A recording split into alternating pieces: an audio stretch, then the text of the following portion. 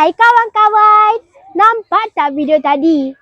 Kita jangan berbazir air kerana bayangkan hidup kita tanpa air. Mandi guna apa? Nak minum apa? Kalau air jadi sesuatu yang terhad, mesti kita semua berebut nak tangkap air. Macam tengah dapat hadiah percuma, kan?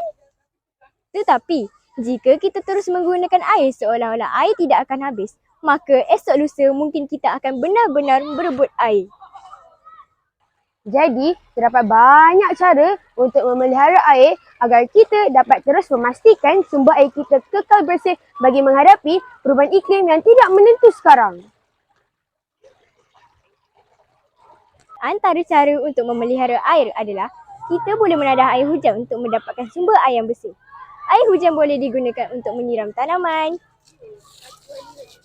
mencuci kereta dan banyak lagi kerja pembersihan rumah. Jika lebih banyak lagi bangunan dan rumah yang dilengkapi dengan sistem pengumpulan air hujan, maka kita dapat menjimatkan berbilion liter air setiap tahun. Selain itu, kita boleh melaksanakan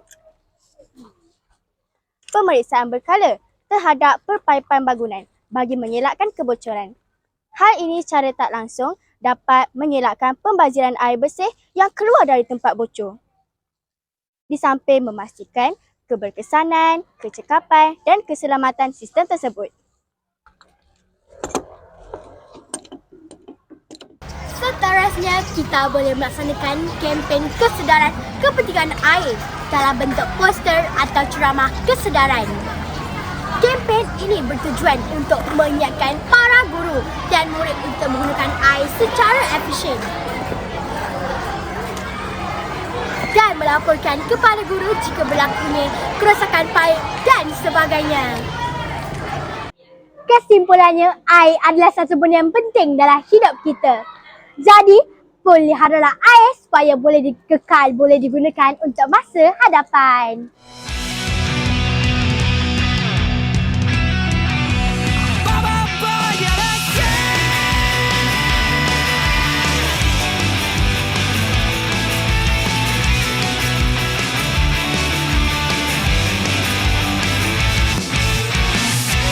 Semangat kita di sini